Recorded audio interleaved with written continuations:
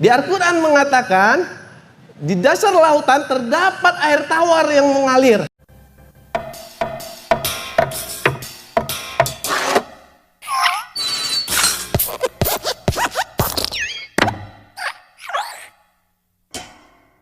Shalom saudaraku, bertemu kembali dengan saya di Risans Channel dan saya harap teman-teman semua dalam keadaan sehat dan diberkati oleh Tuhan kita Yesus Kristus.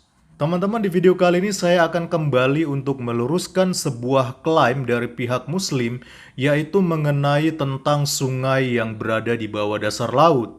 Dan sebelumnya saya juga sudah meluruskan ya sebuah klaim mengenai bulan terbelah yang diajukan oleh pihak Muslim.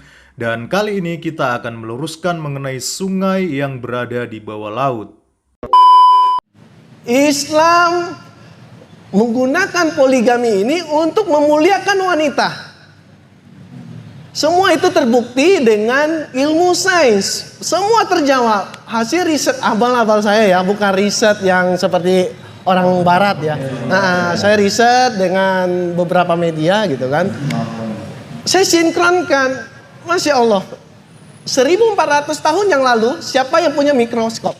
Siapa yang punya teleskop? Siapa yang berani mengatakan bulan pernah terbelah? Hanya di Al-Quran.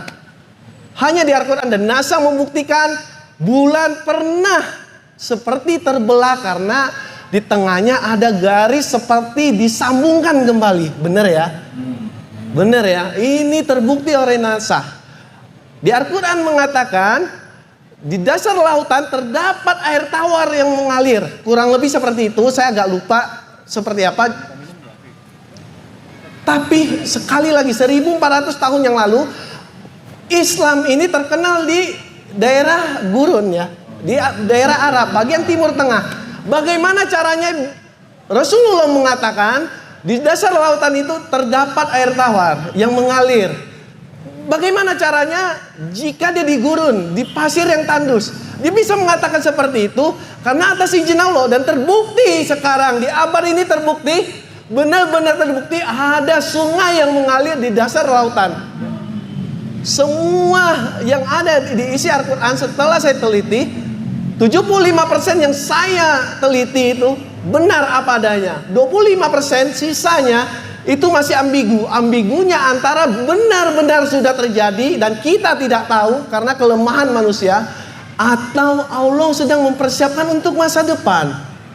Tidak mungkin salah, tapi ambigu karena kita belum tahu.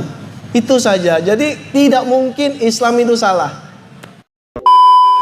Klaim sungai di bawah laut ini sebenarnya sudah menjadi klaim yang beredar luas di kalangan pihak Muslim. Dan semakin membuat mereka takjub karena sungai di bawah laut menurut mereka merupakan bagian dari yang tercatat di dalam kitab suci mereka. Sebut saja di dalam surah Al-Furqan 25 ayat 53. Dan dialah yang membiarkan dua laut mengalir, yang ini tawar dan segar dan yang lain sangat asin lagi pahit. Dan dia jadikan antara keduanya dinding dan barat yang tidak tembus. Lalu juga terdapat dalam surah Ar-Rahman 55 ayat 19-21. Dia membiarkan dua laut mengalir yang kemudian keduanya bertemu. Di antara kedua ada batas yang tidak dilampaui masing-masing. Maka nikmat Tuhanmu yang manakah yang kamu dustakan? Klaim sungai bawah laut ini muncul ketika pertama kali ditemukannya Cenote Angelita di Meksiko. Awalnya ada pihak yang mengklaim bahwa sungai ini ditemukan pertama kali oleh seorang penyelam profesional asal Prancis, yaitu Jacques Yves Cousteau. Karena takjub dengan penemuan sungai di bawah laut ini, akhirnya dilaporkan bahwa Jacques pun diklaim menjadi mu'alaf oleh pihak Muslim. Padahal fakta sebenarnya tidak demikian karena Jacques ia tidak pernah menjadi mu'alaf sama sekali. Dan sampai akhir hayatnya ia tetap Kristen dan mayatnya disemayamkan di Katedral Notre Dame di Perancis. Akhirnya diklarifikasi bahwa foto penemuan sungai di bawah laut ini bukan merupakan penemuan Jacques, melainkan penemuan seorang fotografer bawah air asal Rusia yang bernama Anatoly Beloschin. Kata cenote berasal dari kata suku Maya zonot yang berarti sebuah lubang atau gua bawah tanah yang memiliki air. Sedangkan Angelita berarti malaikat kecil. Jadi cenote Angelita berarti gua malaikat kecil. Istilah cenote ini digunakan untuk merujuk kepada gua atau lubang yang ada di semenanjung Yucatan, Meksiko. Selain cenote Angelita, di semenanjung Yucatan ada cenote lainnya seperti cenote Actunha, cenote Calavera, cenote Chacmul, dan lain-lain. Formasi gua-gua ini terhubung dengan laut dan terbentuk sekitar 6.500 tahun yang lalu. Cenote ini memiliki sejarah sangat tua. Suku Maya biasa menggunakannya untuk berpergian ke kota lain. Namun, baru pada abad ke-20 ketika penyelaman dan penjelajahan gua menjadi populer, cenote ini kembali menarik perhatian. Cenote Angelita yang sedang kita bicarakan ini terletak sekitar 17 km dari Tulum. Ia memiliki diameter lubang sekitar 30 meter dengan kedalaman sekitar 60 meter. Cenote ini berada di wilayah hutan lebat yang memiliki keanekaragaman flora dan fauna yang cukup kaya. Bahkan, hewan jaguar juga tinggal di hutan ini. Karena itu, sebenarnya kurang tepat kalau menyebut Cenote Angelita ini sebagai sungai di dasar laut. Cenote Angelita sebenarnya sebuah gua berair di tengah hutan, bukan di laut, walaupun airnya memang terhubung dengan laut. Jika kita menyelam ke dalam Cenote Angelita, kita akan menemukan air tawar pada kedalaman 30 meter pertama yang kemudian diikuti dengan air asin pada kedalaman 60 meter. Pada kedalaman itu juga kita bisa melihat sungai dan pohon-pohon di dasarnya. Nah, sekarang saya akan membahas 3 karakteristik cenote ini yang banyak membingungkan orang. Yaitu yang pertama, mengapa air asin dan air tawar tidak bercampur? Dalam deskripsinya mengenai Cenote Angelita, Anatoly Beloschin, seorang fotografer profesional mengatakan, di kedalaman 30 meter air tawar, lalu pada kedalaman 60 meter air asin, dan di bawah saya melihat sebuah sungai, pulau, dan daun-daun yang jatuh. Dari deskripsi ini kita bisa menyimpulkan kalau air tawar berada di atas air asin. Bagaimana mungkin air asin dan air tawar tidak bercampur? Jawabannya adalah karena sebuah fenomena yang disebut halocline. Halocline adalah sebuah zona vertikal di dalam laut di mana kadar garam berubah dengan cepat sejalan dengan perubahan kadar garam. Ini akan mempengaruhi kepadatan air sehingga zona ini kemudian berfungsi sebagai dinding pemisah antara air asin dan air tawar. Air asin memiliki kepadatan yang lebih besar dibandingkan air tawar. Ini membuat ia memiliki berat jenis yang juga lebih besar. Karena itu wajar kalau air tawar berada di atas air asin. Ketika kedua jenis air ini bertemu, ia akan membuat lapisan halocline yang berfungsi menjadi pemisah antara keduanya. Peristiwa ini tidak terjadi di semua pantai atau di bagian laut, namun cukup umum terjadi di gua-gua air yang terhubung ke laut seperti cenote. Perbatasan antara air asin dan air tawar atau halocline pada Cenote Angelita berada pada kedalaman sekitar 33 meter, dan dalam kasus cenote ini, air tawar di permukaan berasal dari air hujan. Yang kedua, bagaimana bisa ada sungai di bawah laut? Dalam foto yang kita lihat ini, Cenote Angelita sepertinya memiliki sungai di dasarnya. Jika benar, tentu saja akan sangat membingungkan.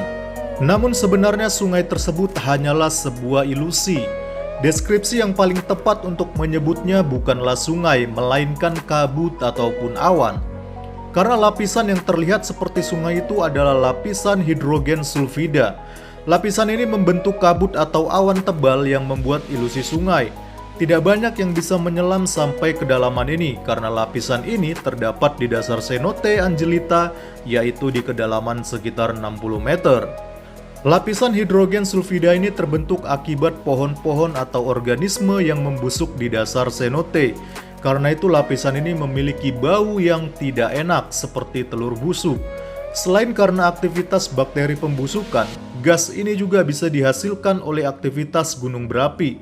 Dalam kadar yang tinggi, gas ini berbahaya bagi manusia karena bisa mengganggu beberapa sistem di dalam tubuh manusia. Yang ketiga, bagaimana mungkin pohon bisa hidup di bawah laut? Dari foto ini kita bisa melihat kalau pohon di dasar Cenote Angelita mirip dengan pohon yang ada di darat.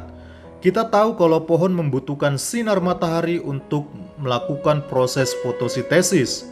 Jadi bagaimana mereka bisa hidup di dasar air yang gelap dan dalam? Jawabannya atas pertanyaan ini sebenarnya sangat sederhana, yaitu tidak ada pohon yang hidup di dasar cenote.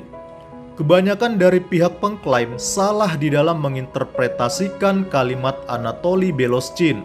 Anatoly mengatakan di kedalaman 30 meter air tawar, lalu pada kedalaman 60 meter air asin, dan di bawah saya melihat sebuah sungai, pulau, dan daun-daun yang jatuh. Jadi teman-teman, ia hanya mengatakan kalau ia melihat daun-daun yang jatuh. Ini jelas terlihat dari foto-foto yang diambilnya kalau batang-batang pohon itu adalah pohon-pohon yang mati dan daun yang dimaksud adalah daun yang berserakan di dasar cenote. Anatoly tidak pernah mengatakan melihat pohon hidup di dasar cenote.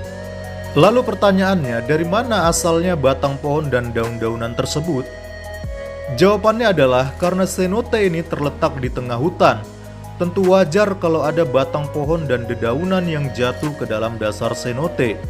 Nah teman-teman, itulah penjelasan ilmiah mengenai Cenote Angelia yang sering diklaim sebagai sungai bawah laut, padahal faktanya hanya merupakan sebuah gua berair di tengah hutan yang airnya mengalir ke laut.